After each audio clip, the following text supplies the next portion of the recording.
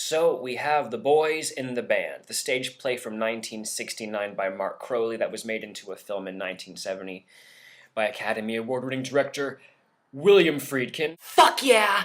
The film is incredible, the play is incredible, and of course it's a story about pre-Stonewall, unliberated gay men in New York City. Of course, during the run of the play, on June 28th, 1969, the riots at the Stonewall Inn happened. See? And of course, the gay rights movement was pretty much ignited because of that event. The play The Boys in the Band since became almost instantly dated. The view of gay men went from being these hiding, leading secret lives to suddenly being out, open, fighting in your face. Thank God, too. Remarkable. It still really holds up. It's amazing that, 41 years later, so much has changed, and so much has stayed exactly the same, and we'll show you a clip right now. The last time I saw you, you were on your way to California, or was it Europe? Hollywood, which is not in Europe and which has nothing whatsoever to do with California.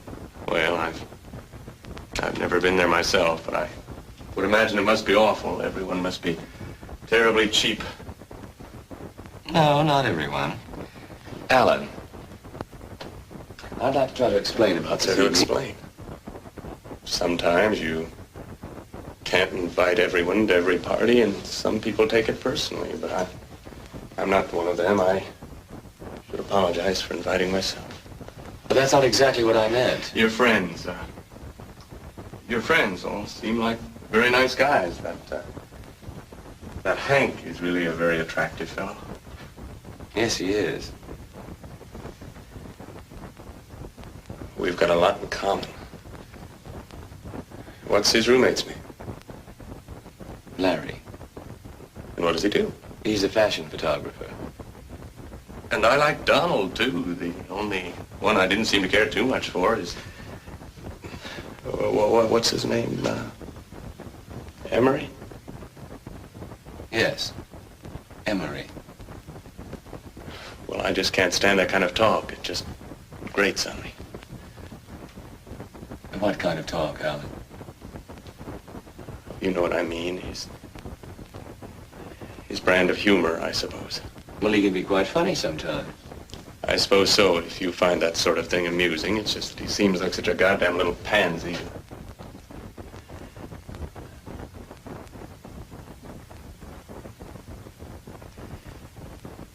I'm sorry I said that. I didn't mean to say that. That's such an awful thing to say about anyone. You know what I mean, Michael. You must admit he is effeminate. Yes, he is a bit. A bit? Well, he's like a butterfly in heat. I mean, it's no wonder that he was trying to teach you all to dance. He probably wanted to dance with you.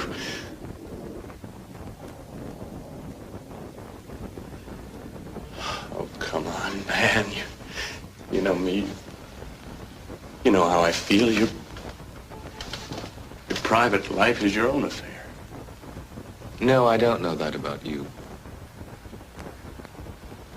Well, I couldn't care less about what people do. As long as they don't do it in public or try to force their ways on the whole damned world. The character of Alan is, of course, a closeted homosexual who cannot accept who he is, or what he is, however you want to fucking call it.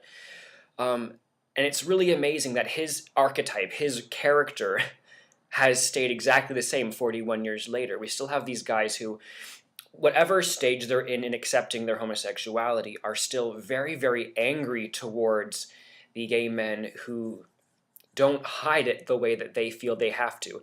These are guys that think that they are what men are supposed to be. They've kind of bought the idea that a patriarchal society has given us, that a man has to be a certain way. And they look at a character like Emery in The Boys in the Band, who is openly gay and unapologetic about it. And yeah, he's effeminate, and he doesn't care. And that's a real challenge to characters like Alan and to men that still exist today. Well, regardless of how they feel about their own manliness, whether they think that they're traditionally masculine by act or by nature, they have a resentment towards people who do not act that way, because they see being effeminate is being weaker. At the same time, these effeminate guys are out. They are out, and they are proud, and they are loud, and they are unapologetic in a world where straight people and homophobic gay people still view them badly. And that's really emasculating for a big tough man that thinks he's stronger than a little fairy, but that little fairy's living honestly, and he's still living a lie. And the argument of, I'm fine with it as long as I don't shove it in everyone's faces, which is some bullshit nonsense argument that doesn't actually mean anything. It's almost like saying the solution to integration or racism would be, if you're not white, paint yourself white so I can't tell that you're different and everything will be fine. It's just one more version of the closet. It's basically this. This guy hasn't accepted that he's gay yet. He's angry, and he's furious that some guy that he would make fun of is a bigger, more confident and brave man than he is, and probably will ever be. 40 years later, I know some people have mixed feelings about the play. They think it's, I don't know, too bitchy, too catty.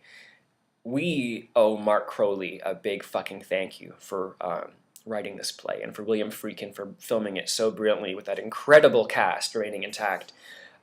It's a groundbreaking piece of work. It's incredibly human and incredibly loving, and very honest, and I think you should all check it out. You remember that dance we used to do at Fire Island? Man, that was in so far back, I think I've forgotten it. I remember it.